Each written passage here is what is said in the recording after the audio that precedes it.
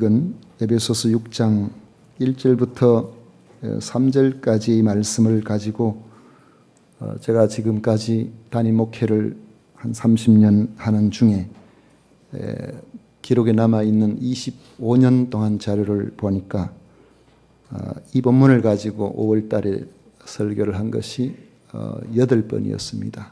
오늘까지 9번째인데 우리 세금산교회에서도 2번을 했고 지금 3번째입니다. 2007년도에 또 2012년도에 또 금년에 이 본문을 가지고 설교를 하게 됩니다. 우리가 이 본문을 자주 들어서 지식으로 생각해 본 이 말씀을 우리 모두가 모를 리가 없고 또 특별할 것도 없지만은 그리스도의 삶의 변화를 원하시는 하나님의 변치 않는 말씀으로 생각하면 우리는 여전히 반복해서 듣고 또 들어야 할 충분한 이유가 있다고 생각합니다. 오늘 읽은 말씀을 중심으로 1절에 있는 말씀에서 보는 것처럼 왜 부모를 공경해야 되는가, 그리고 2절에서 부모 공경의 방법에 대해서, 3절에서 부모 공경의 결과에 대해서 같이 말씀을 나누도록 하겠습니다. 첫째로 부모 공경은 계명이라는 사실을 기억을 합니다. 계명이라는 것은 그리스도인으로서의 삶을 위해서 반드시 지켜야 할 핵심이 되는 그러한 명령입니다. 부모 공경은 당연한 일이고 당연하기 때문에 모든 사람들이 다 부모를 잘 공경하고 있다면 하나님께서 우리에게 계명으로 주시지 않았을 것입니다. 최근의 노인학대 통계를 보면 상당수가 가족들에 의해서 이루어진다는 점에서도 알 수 있습니다. 지난해 9월 중앙노인보호연 전문기관에서 내놓은 2015년 노인학대 현황을 보면 노인학대 건수가 10년 사이에 70%나 증가했다고 합니다. 가해자는 첫째로는 아들이고 그 다음엔 배우자고 세 번째로는 딸이고 그리고 네 번째고 며느리였습니다. 여러분, 며느리가 그래도 제일 노인들에게 어르신한테, 어버이한테 잘한다고 그렇게 나와 있습니다. 며느리한테 잘하십시오.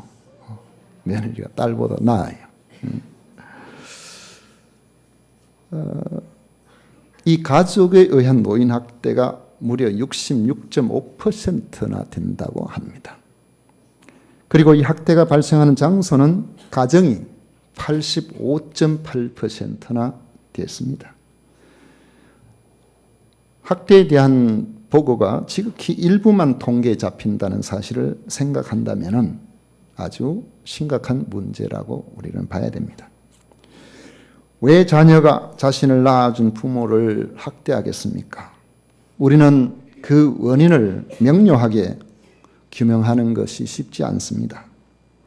어린 시절 태어나자마자 부모의 버림을 받았다거나 성장하는 과정에서 부모로부터 학대를 받은 자녀의 경우도 있지만은 부모의 사랑을 받고 자란 자녀들 중에서도 나중에 늙으신 부모님을 학대하는 경우가 적지 않기 때문에 그렇습니다. 또 나름대로 공경하려고 하지만은 삶이 피곤하고 넉넉하지 않아서 미처 부모님이 어떻게 사시는지 제대로 관심을 가져드리지 못하는 경우도 있습니다.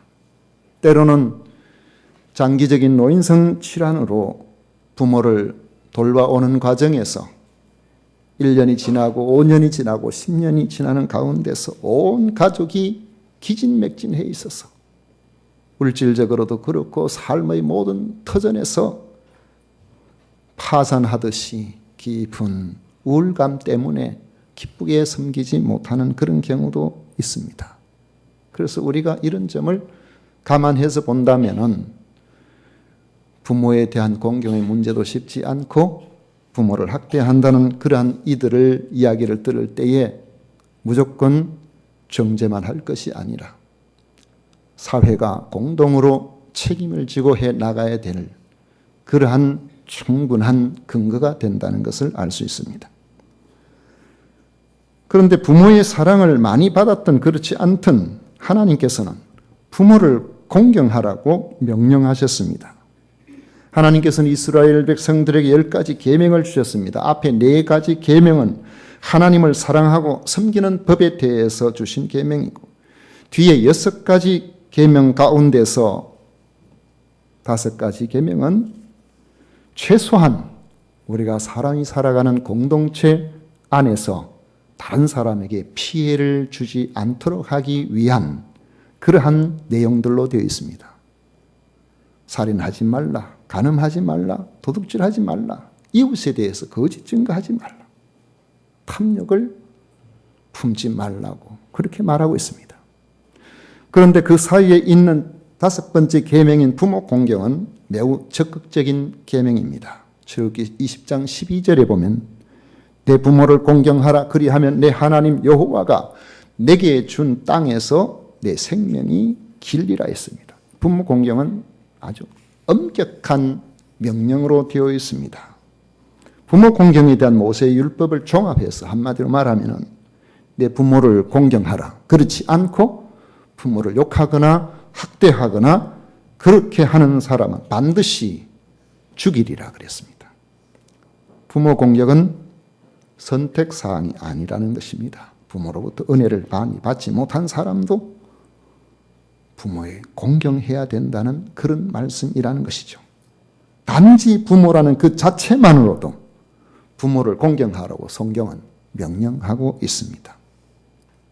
그럼 어떻게 부모를 공경해야 될까요? 바울사도는 자녀들아 주 안에서 너희 부모를 순종하라 했습니다. 순종하라, 이것이 옳으니라. 부모 공경의 출발점은 순종이라는 것이죠. 예수님께서는 유년 시절과 마지막 숨을 거두시기 직전에서의 예수님의 말씀을 통해서 보면 예수님께서 부모를 어떻게 공경을 하셨는가 하는 것을 단적으로 보여주면서 우리들에게도 바로 그와 같이 해야 될 것을 교훈으로 남기셨습니다. 누가복음 2장 51절에 보면 예수께서 함께 내려가사 나사렛에 이르러 순종하여 받드시더라 했습니다. 그때 예수님의 연세가 12살이었습니다. 예수님은 어린 유년 시절부터 정성껏 육신의 부모를 받들어 순종했습니다. 그리고 마지막 십자가를 지시면서 예수님은 그 극심한 고통 가운데서도 남아있는 어머니의 노후 문제를 걱정을 합니다. 제자에게 예수님께서 보라, 이제부터 너희 어머니다. 너가 좀 책임을 좀 지고 잘 봉양해 달라 부탁을 하고 그렇게 운명하십니다. 예수님께서 이렇게 부탁하셨고 부탁을 받은 사도 요한은 그의 평생에 그 마리아를 봉양하기 위해서 최선을 다했습니다. 예수님의 육신의 동생들이 상당 기간 야고보나 유다나 살아 있었는데도 불구하고 사도 요한은 마리아의 노년에 그가 에베소에서 사역할 때에 에베소까지 그 먼 길이지만 모시고 가서 그곳에서 정성껏 그 육신의 자기에게 맡겨진 그 봉양의 의무를 다했습니다. 부모 공경은 바로 예수님께서 우리에게 몸소 본을 보여주신 것입니다. 구체적으로 생각해 보면 순종을 잘해야 된다는 것입니다. 부모 공경의 기본은 순종입니다. 하나님 섬기는데 방해되지 않는 일이라면, 죄 짓는 일이 아니라면 최대한 부모님의 말씀에 순종하려고 해야 합니다. 부모님의 말씀이 다 옳은 것은 아닐 수도 있습니다. 그렇다고 하더라도 마음 상하지 않도록 이해를 잘 시켜드리고 시간을 가지고 기다려드리고 설득해야 되지. 부모를 무시하거나 부모에게 주장하는 자세를 취하는 것은 옳지 않다는 것이죠. 특히 연세가 많으면 정신이 흐려져서 바른 판단을 못하시는 경우가 많고 또 고집도 세지시는 경우도 많습니다. 자녀가 나름대로는 부모에게 잘 해드리고 싶지만은 그것이 여의치 않으면 자신도 모르게 목소리도 높아지고 그렇게 될 수가 있지만 그 목소리가 높여질 때에 스스로도 알죠. 내가 부모님한테 왜 이럴까 해서 아니 이렇게 하지 말아야 되겠다 생각하지만은 반복될 때에 노인학대가 시작이 될 수 있는 겁니다. 노인학대라는 것은 노인복지법 제1조와 제4조에 잘 나와 있는데 노인에 대하여 신체적, 정신적, 또 정서적, 성적 폭력 그리고 경제적 착취 또는 가혹행위를 하거나 유기하거나 방임하는 것을 말합니다. 부모님께 연세가 들면은 그냥 이렇게 해도 될 것처럼 생각하는 경우도 있지만은 연세가 들어도 우리는 수치를 합니다. 목욕을 시켜드린다고 함부로 그렇게 하면 되는 게 아니고 가릴 때는 잘 가려드리고 그렇게 해야지 어린아이 대하듯이 너무 그렇게 하는 것은 옳지 않아요. 그런 것들이 어찌 보면 성적 학대가 될 수 있는 겁니다. 정서적 학대가 될 수도 있는 거죠.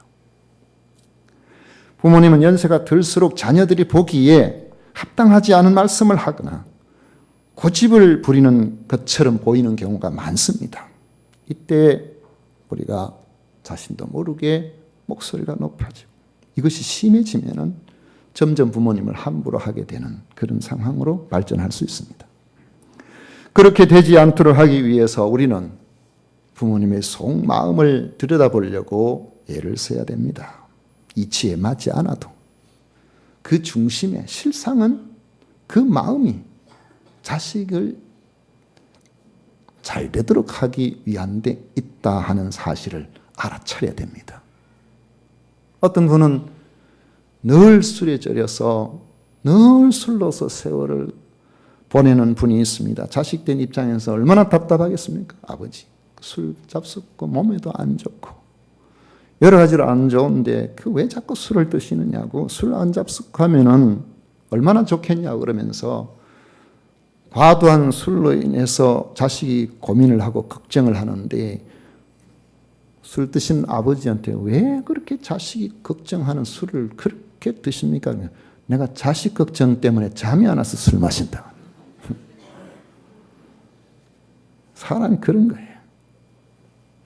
대부분의 부모는 숨 쉴 시간만 남아있으면 자식을 걱정합니다.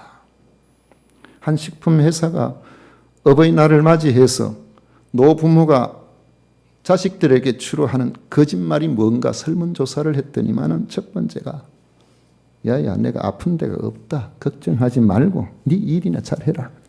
33%. 나 아픈 데 없다. 걱정하지 마라. 두 번째는 선물이 무슨 필요 있노 내 나이에 너희 살림이나 보태라. 30%. 야야 바쁜데 오지 마라. 안 와도 괜찮다. 25%. 그런 거짓말을 고지고대로 믿다가는 나중에 두고두고 후회하게 되는 거죠. 왜냐하면 그 거짓말 속에는 자식을 위하는 마음이 그 속에 다 들어있는 겁니다. 자녀를 위해서 자녀가 바쁘지 않도록 자녀가 어렵지 않도록 하려고 그 보고 싶은데도 필요한 것이 많은데도 아픈 곳이 있지만 내식을 하지 아니하려고 그렇게 애를 쓰는 것이죠. 부모님의 자식에 대한 말씀은 이해가 되든지 되지 않든지 자식을 위해서 하는 것으로 이해해야 우리가 순종할 수가 있는 것입니다. 공경하라고 했으니까요. 잘 받들어 섬겨야 됩니다. 무엇이든지 뭘 할 때는 부모님께 여쭤보고 해야 돼요. 여기 상 하나 있는데 이걸 저쪽으로 옮겨놓은 거. 오래간만에 고향 가가지고 이거 자꾸 이러는데 여기 자꾸 들고 나는데 부딪히고 할 텐데 이걸 놔두면 되겠냐고. 이걸 힘 있다고 싹 옮겨가 저리 옮겨. 그럼 안 돼요. 여쭤보고 아버지 이거 저리 옮겨도 될까? 여기가 불편할 것 같은데 여쭤보고 해야 돼요. 밖에서 있었던 일은 우리 생각에는 시시하고 별것 아닌 것처럼 보여도 부모님은 늘 궁금합니다. 만나면 이런저런 이야기, 세상 살아가는 이야기, 세상 되어져가는 이야기 해드려야 덜 외로울 수가 있습니다. 식사의 정성을 기울여야 됩니다. 연세 드신 분들 80%가 영양실조랍니다. 귀찮아서. 냉장고에 있는 거 내놓고도 귀찮고 데워 먹는 것도 귀찮아서. 밥 하나 김치 하나, 밥 하나 된장 하나, 밥 하나 김 하나. 그냥 되는 대로 잡수니까 몸에 필요한 필수 영양소가 거의 부족해서 또 다른 질병을 갖게 만드는 그런 경우가 대부분이랍니다. 옷을 깨끗하게 입으실 수 있도록 배려를 해드려야 됩니다. 꼭 좋은 옷만이 아니라 깨끗하게 입을 때에 나가서 대우를 받을 수가 있습니다. 용돈을 너무 많이 들이지 말고, 좋죠. 많이 들이지 말라니까 좀 적게라도 자주 들이시는 게 좋습니다. 용돈을 많이 들이면요, 연세가 들으시면 생각이 조금 특별하게 돌아가서 명절이나 이럴 때에 어떤 동서는 한 번도 안 하다가 와가지고는 뭐 어머니 용돈입니다 30만 원 딱 내놓고 가면요, 그 30만 원 준 그 며느리만 생각나요. 평소에 5만 원씩 12번 들어 60만 원을 드린 며느리는 맨날 5만 원만 주고 이렇게 생각해요. 그렇지만은 부모님에게 필요한 것은 작게라도 자주 그렇게 드리는 것이 필요할 때 쓸 수 있도록. 그게 왜냐하면 우리 생식 내려고 하는 거 아니잖아요. 부모님을 공경하기 위해서 하는 거니까 부모님이 나를 인정하든지 하지 않든지 간에 내가 할 수 있는 최선을 그렇게 해드리고, 그 드리는 기한도 정해져 있습니다. 언제까지나 드릴 수 있는 게 아니라는 거죠. 그리고 가장 큰 공경은 이런 것들과 함께 내 부모님의 영혼 구원에 적극적인 관심을 가져야 합니다. 이제 생명의 연한이 얼마 남지 않았는데 구원의 복을 받지 못한다면 나중에 그보다 더 한스러운 일이 없어집니다. 정성껏 공경하는 것은 자녀의 도리입니다. 셋째로 부모 공경의 결과를 생각해 봅니다. 오늘 말씀 보십시오. 3절에 이로써 내가 잘되고 땅에서 장수하리라. 왜요? 약속이 있는 첫 계명이라 했습니다. 잘되고 땅에서 장수하냐. 천국 가서 잘 장수하는 게 아니고 땅에서 장수하리라. 그렇게 말씀하셨습니다. 약속이 있다는 거죠. 잘 된다는 말은 다르게 이야기하면 가정이 원만하다, 그런 의미로 우리가 이해를 하면 됩니다. 자식 교육 마음대로 안 되지만 부모 공경을 잘하면 결국에 세월이 가면 결국 그걸 담게 되어 있어요. 어릴 때는 잘 몰라도 세월이 가면 그걸 이해하게 됩니다. 자손 대대로 잘 되게 되어 있다는 것입니다. 이것은 하나님의 약속입니다. 약속이 있는 첫 계명이라고 그랬다는 거죠. 또 장수하는 복이 있습니다. 이건 무조건 오래 산다 뭐 그런 의미가 아니라 행복하게 오래 산다는 거예요. 즐거움으로 오래 살게 된다는 겁니다. 사람들 중에는 괴롭게 장수하는 인생도 있습니다. 아이고 내가 그만 살았으면 좋겠다. 내가 살아서 아무한테도 도움이 되지 않고 나도 괴롭다. 이렇게 사는 분도 있어요. 그렇지만은 공경의 대물림은 자신의 노년과 다음 세대에 복된 인생을 살게 하는 것이 하나님의 약속입니다. 어버이 주일을 맞이해서 부모 공경에 대해서 여러분 다시 한번 주의를 기울여 보십시다. 부모가 나에게 무엇을 잘 하셨는가? 부모가 나에게 앞으로 뭘 잘 하실 것인가? 이런 것들을 생각하게 되면은 자칫하면은 원망이 오기 쉽습니다. 사람은 항상 받은 것보다 내가 준 것을 더 생각하고 그렇게 되기 쉽기 때문에, 그래서 우리가 순종의 마음을 갖기 위해서는 부모님이 내게 주신 모든 상황들의 그 중심, 그 마음, 이런 것들을 잘 헤아리려고 하는 이런 마음 자세가 필요합니다. 이것은 사람들이 생각하는 물량적인 것과 별로 상관이 없어요. 어떤 이들은 수억의 재산을 받고서도 부모에 대해서 별로 감사한 마음이 없는 이들이 있습니다. 그러나 어떤 이들은 아무것도 받은 것이 없어도 부모에게 늘 감사한 마음으로 살아가는 그러한 사람도 있습니다. 지난 월요일 5월 8일이죠.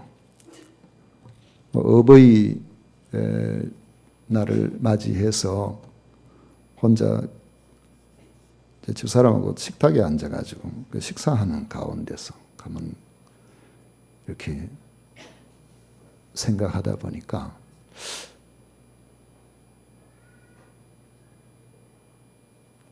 갑자기 아버지 생각이 났어요.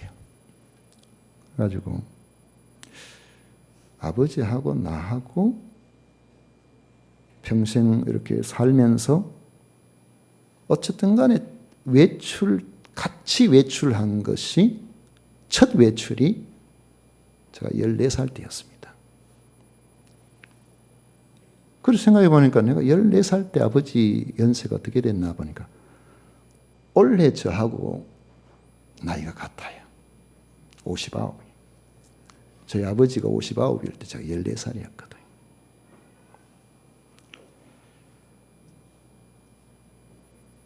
그 첫 외출이 중학교 입학식이었습니다.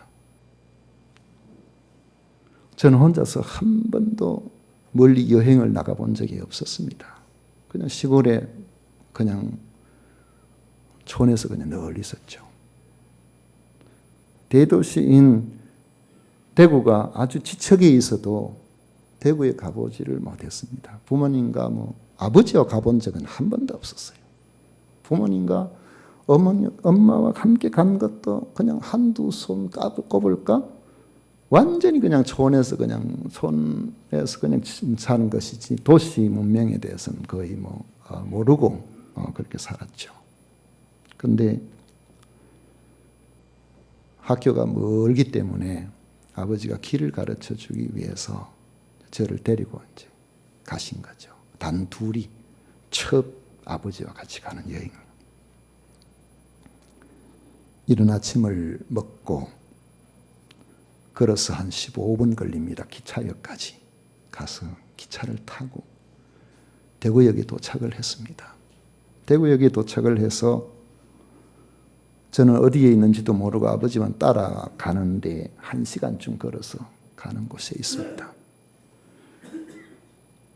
4차선, 왕복 2차선, 왕복 4차선이죠. 그런 도로도 처음 건너본 아버지가 요 횡단보도 건너야 되는데 차가 이쪽에서 올 때는 여길 보고 건너서 중간에 가거든. 서가지고 맞은편에서 또 오는 차 있거든. 보고 그렇게 건너야 된다. 이래가지고 넓은 길, 좁은 길, 골목길 이래가지고 가는데 대구시 북구 침산동에 침산이라는 산이 있습니다. 그 산은 침산으로 알려져 있는 게 아니고 봉우리가 5개 있다 해서 오봉산으로 알려져 있기도 하고 저희들이 거기서 가보니까 대구 사람 연세 듣는 분만 아는데 그 사람을 박작대기 산이라고 그래요. 왜 그렇게 붙였는지는 인터넷에 찾아보십시오. 젊은 사람들은 모르는 건데 그 산 위에 그 1시간을 가서 보니까 허름한 2층 건물의 학교가 있었습니다. 그 학교 건물에 간판이 적혔는데 경희 실업학교 주산배우고 정규 학교가 아니에요. 정규 중학교가 아니고.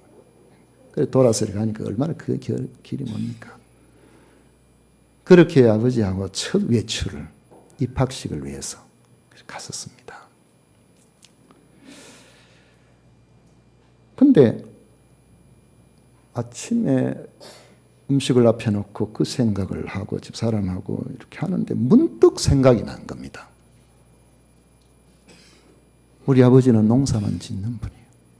한 번도 혼자서 어디 가시는 것을 제가 본 적이 없어요. 글도 잘 모르세요. 연수도 많아요. 날마다 아침에 일어나면은 밭에 나가는 거, 그게 일이었어요.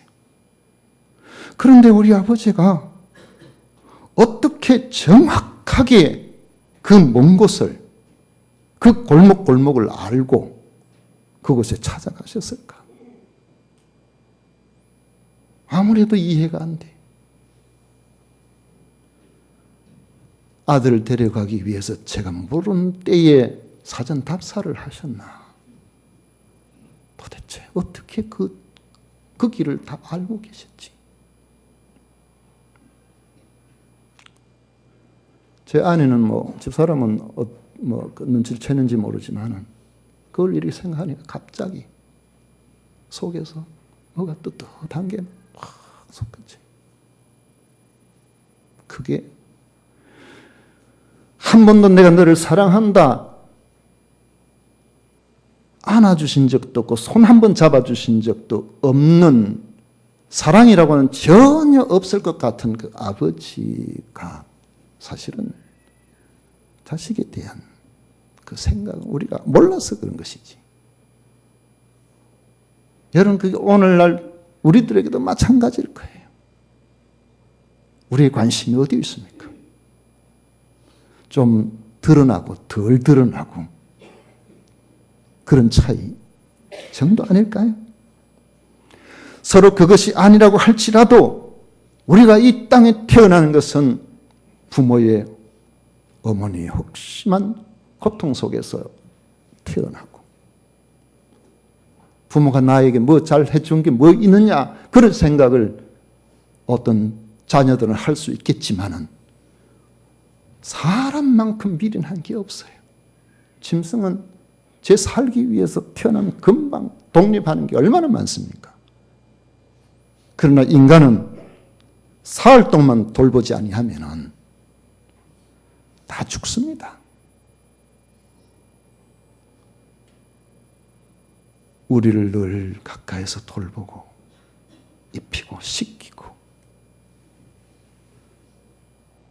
그렇게 해서 우리가 하루하루 눈에만 보이지 않은 무슨 사고를 칠지 모르는 우리 어린 시절을 늘 부모의 관심 속에서 성장해와서 오늘 우리들이 된 거 아니겠습니까? 비록 우리들이 부모님으로부터 받은 사랑이 별로 없는 것처럼 느껴진다고 할지라도, 혹 그런 부모들도 있을 수도 있겠죠. 그렇다고 하더라도 우리가 이 땅에 태어나고 우리의 생명을 부지하고 있는 그 자체만 가지고서도 우리는 부모님께 감사할 일인 것입니다. 자식 편에서 먼저 주님의 말씀을 순종하며 부모님을 공경하는 삶을 살아가는 것이 오늘 말씀이 마땅하다. 그렇게 해야 된다. 계명으로 우리에게 주셨습니다.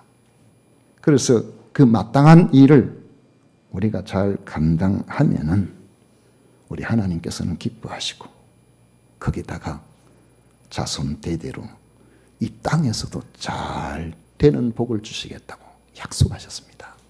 우리 모두 그리스도 안에서 여러분의 삶의 형편은 다 다르고 태어나서 성장했던 그 과정도 다 다릅니다.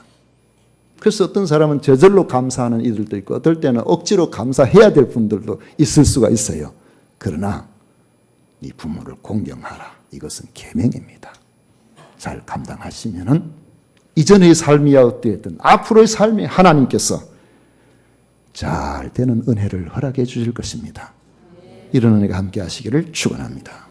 기도하겠습니다. 고마우신 하나님 아버지 감사합니다.